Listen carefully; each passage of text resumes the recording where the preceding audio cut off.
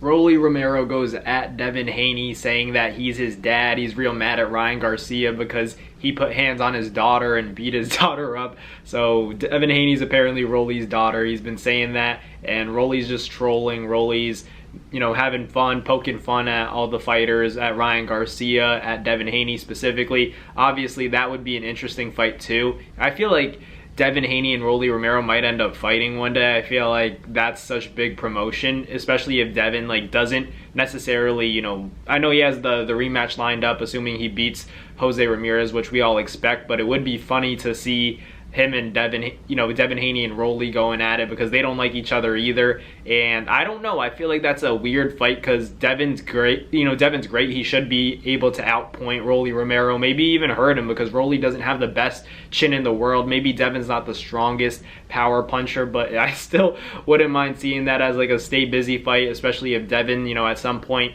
in his career, maybe after the trilogy, the potential trilogy between him and Ryan Garcia. I feel like Rolly Romero is an exciting fight. It's a marketable fight because these guys really have never liked each other that much. So I don't mind, seeing that fight as well. But, Jose Ramirez and Devin Haney is obviously going to go down May. It's going to be on the same card as Ryan Garcia and Rolly Romero.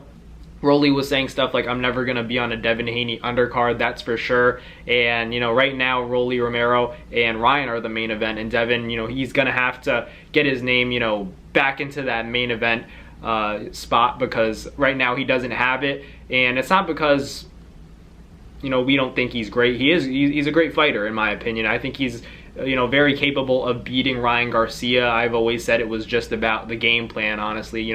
Keep your hand up. Yeah, that's obviously something that he didn't do that well in the first fight, but it's not easy to always keep your hand up. When you're in the midst of throwing so many shots, you're tired. Boxing's a difficult sport. So for me, I feel like Devin should just go in that ring against Ryan Garcia, make it boring, outpoint him, do what he does best, use his jab, move around the ring, use his mobility and footwork because it's better than Ryan Garcia's. He has to play his strengths, not get into an exchange with Ryan Garcia. The real formula to beat Ryan is a pure boxer. A pure boxer is difficult to land a big shot on, and for Devin, he stepped to Ryan Garcia in the first fight. That's what got him in a lot of trouble because he continued to step to Ryan Garcia and he increased the probability of that left hook landing. Why? Because when you're constantly exchanging with somebody that wants you to exchange with them, you're gonna get caught with something big, especially if you're not the biggest power puncher in the world, which Devin Haney isn't known to be. And you have a guy like Ryan who's always knocking guys out. You don't get into an exchange with those kind of guys.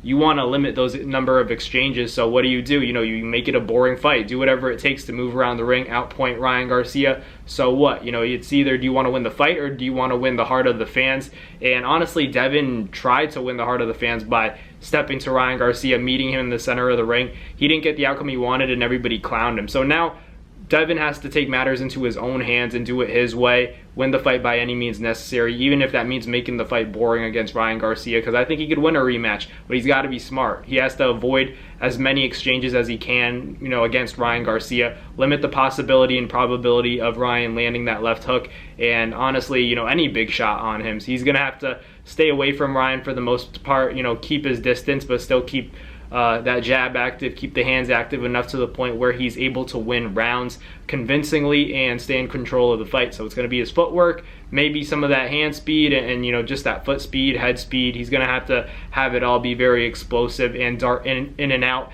and use his feet to evade Ryan Garcia's big shots because they are looping. He has a looping left hook, he has that fast twitch counter left hook, he has a big overhand right, a looping right hand. So that left hook to the body as well. Ryan does have a lot of tools that he can hurt Devin Haney with. So as much as the left hook did do damage in the first fight, that's not all he has to worry about. So he has to limit these exchanges and firefights that he has with Ryan in order to beat him. And if it's boring, so be it. But let me know in the comments what you guys think.